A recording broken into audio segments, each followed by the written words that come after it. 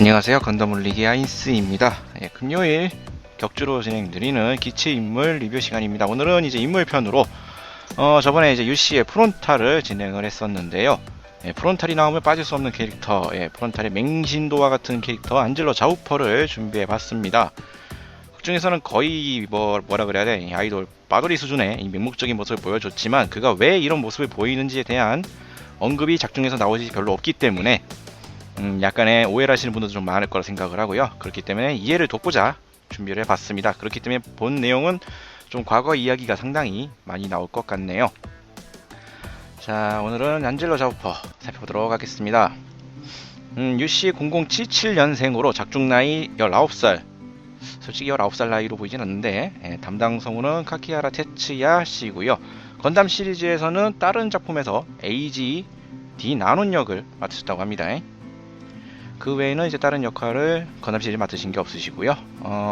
자우퍼, 안젤로 자우퍼를 살펴보면은 네오지온의 모비스트 파일럿, 계급은 대위고요. 프론탈 친위대 대장으로서 그를 우상화하고 있으며 이제 미네바한테는 위험한 인물로 불리는 존재입니다. 이 약간 상태 안 좋다라는 걸 알아챈 모양이죠. 신한주와의 연계를 전제로 커스텀된 전용 기라줄루에 탑승을 하고요. 이야기 중반부터는 이제 줄루계 프라임의 신한주 예비 부품을 사용해서 개발된 프로토타입 모비슈트 로젠줄루에 탑승을 합니다. 이제 본편에서 나오지 않은 이제 과거 얘기를 이제 쭉 살펴볼 건데요. 어린 시절 이제 진네만 쪽하고 마찬가지로 사이드 3의 도시 글러브에 살고 있었는데 이제 폭도로 변한 연방 병사들에게 의해서 아버지가 살해당하고 어머니는 강제로 성거식이 당합니다. 성범죄 당해요. 이후 이제 어머니와 같이 어떻게든 살아남아서 생존을 했지만 어머니는 눈앞에서 남편을 잃어버리고 그런 있었던 이 충격으로 인해서 정신이 붕괴, 폐인이 되고 말았습니다. 이후 안젤로는 이제 어머니의 이제 돌아가신 아버지의 사업상 파트너였던 중년 남성에게 이제 거두어졌는데요. 문제는 이 남자가 이 안젤로의 어머니에게 관심이 있는 게 아니라 안젤로에게 안 좋은 쪽으로 관심이 있었다는 게 문제가 됩니다. 딱 여기서 어느 정도 삘이 오실 분들은 뒷이야기가 어느 정도 예측이 되실 텐데요. 이게 이 남자가 전 부인하고 이혼하면서까지 안젤로의 모친과 재혼한 이유가 바로 안젤로 때문이었다고 합니다.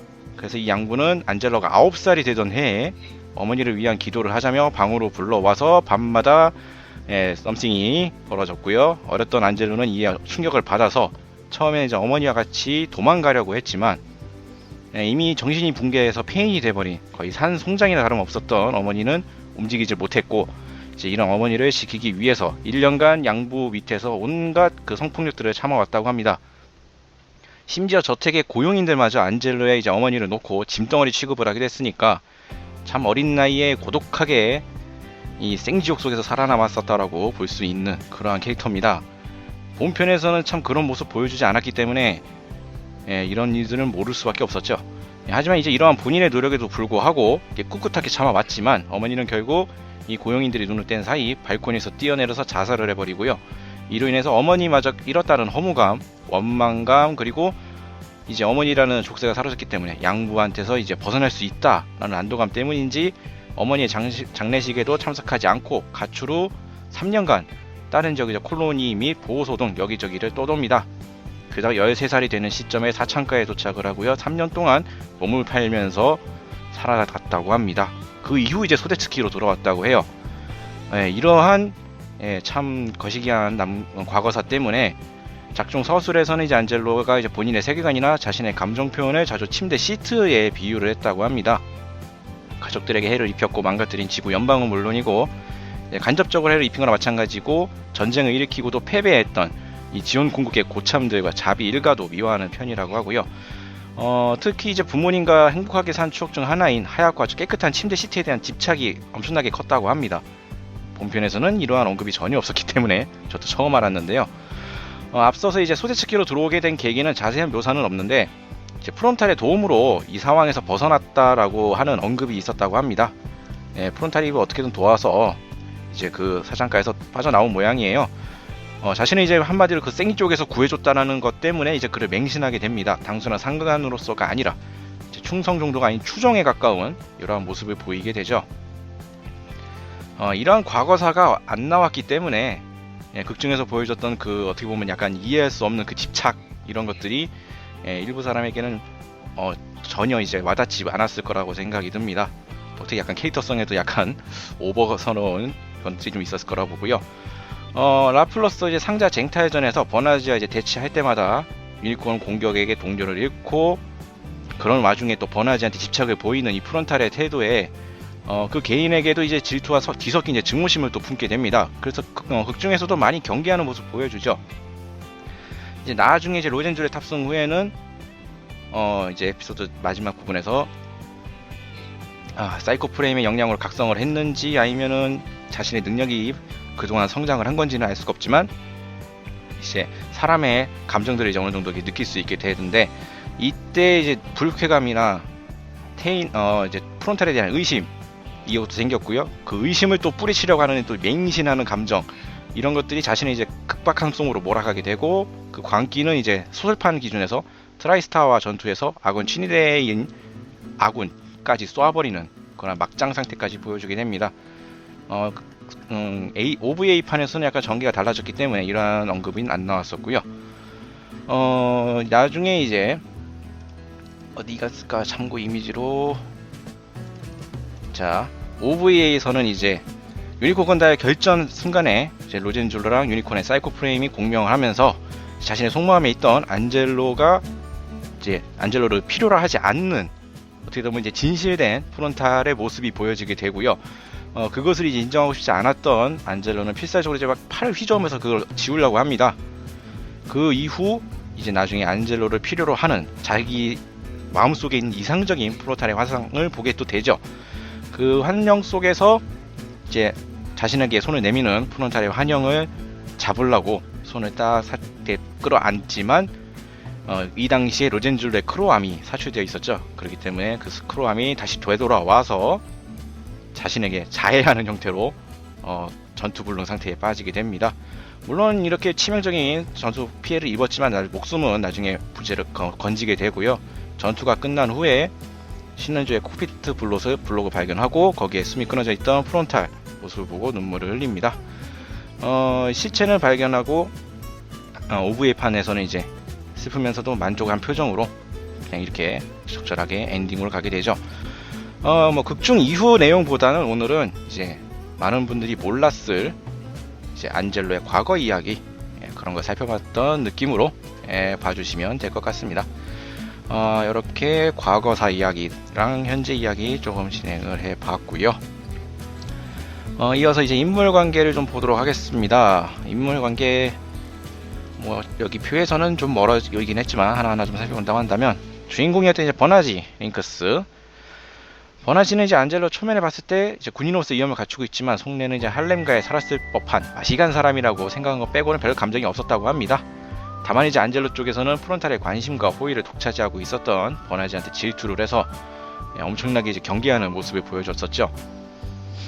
나중에는 이제 소설판 기준으로 후반부에 정신이 망가져갈 때쯤에 미쳐가면서 버나지를 직접 죽일 정도로 이렇게 폭주를 한 내용이 있었다고 합니다. 하지만 이제 버나지한테 본인이 감추고 있던 과거를 들키고 절망하고 버나지가 자신보다 행복하고 깨끗하게 살았던 걸 알고 열등감 속에서 자살을 택했다는 또 내용이 있네요. 그리고 빼먹을 수 없는 이 풀프론탈, 타인들을 깔보고 미워하는 안젤로가 유일하게 경의하는 대상이자 주착하는 대상이었죠.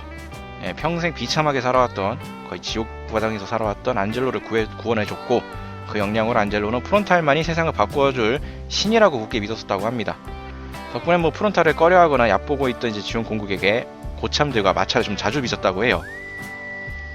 다만 이제 프론탈이 안젤로를 어떻게 생각했는지는 정확하게 나온 게 없습니다.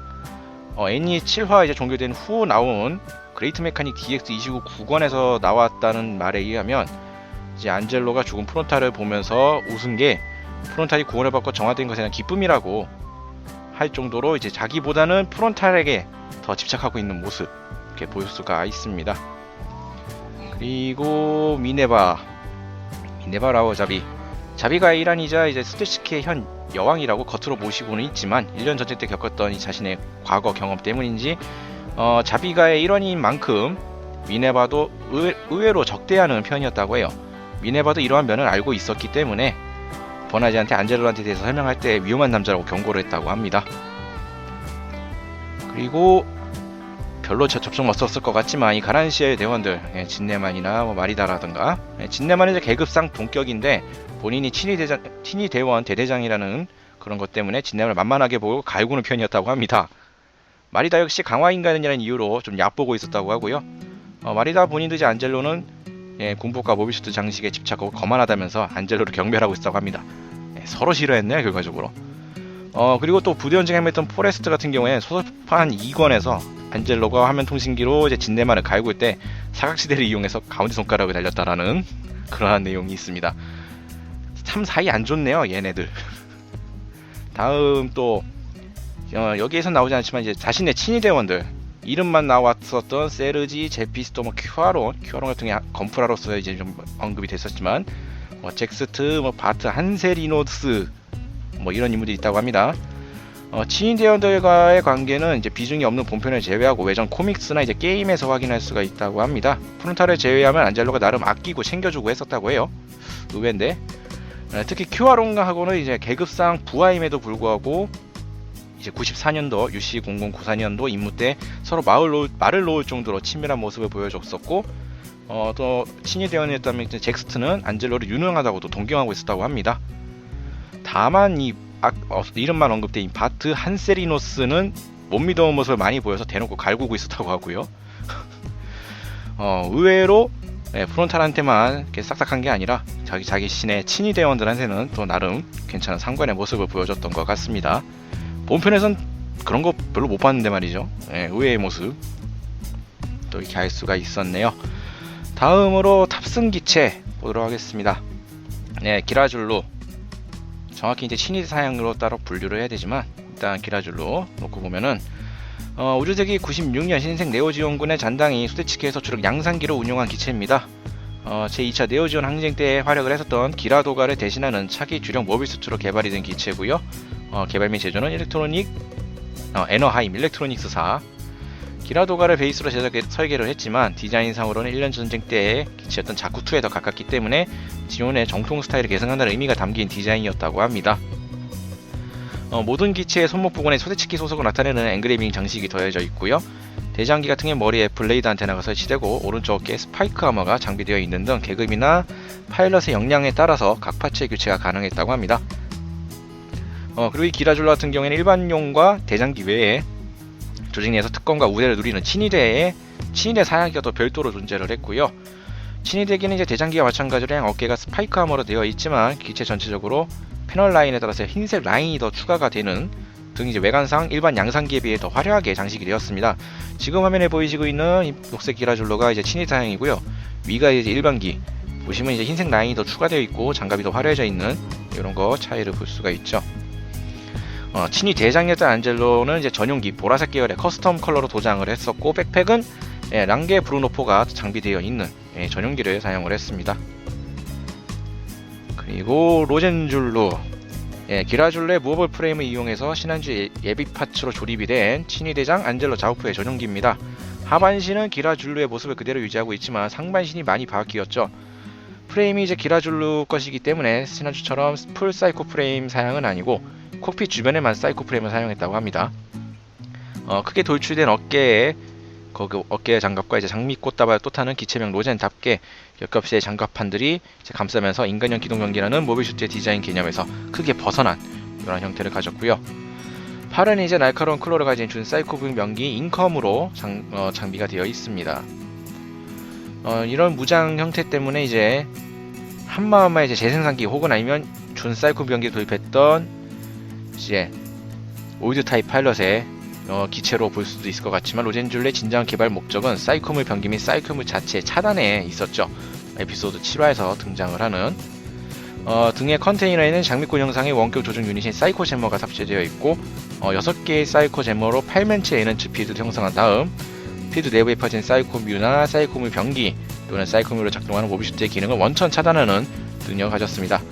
비스트 재단이 개발했던 이제 유니콘 건담을 격퇴하기 위해서 개발된 무장이지만 차단 원리에 대해서는 알려진 바가 없습니다. 자, 이렇게 해서 오늘 준비한 내용 여기까지입니다. 극중에서 이제 보여줬던 이 프론탈의 맹신이 아주 돋보였던 이 안젤로 자우퍼, 로젠줄레의 보라색 컬러링이라든가 프론탈만 하나만 보고 사는 것 같은 이 캐릭터의 연출 때문에 참 개인의 몸에 놀림도 많이 받았던 그런 캐릭터였는데요. 이런 충격적인 과거가 있었다라는 사실을 아시는 분들은 아시겠지만 모르시는 분들도 꽤 될 거라고 생각을 합니다. 아무래도 이제 OVA만 봤을 경우에 이런 부연 설명이 부족하다 보니까 아무래도 이런 오해를 받을 수밖에 없지 않았을까 생각을 해봅니다. 오늘 기체인물 리뷰는 여기서 마치도록 하고요. 2주 뒤에 또 기체편으로 여러분들 찾아뵙도록 하겠습니다. 지금까지 시청해주신 분들 감사합니다.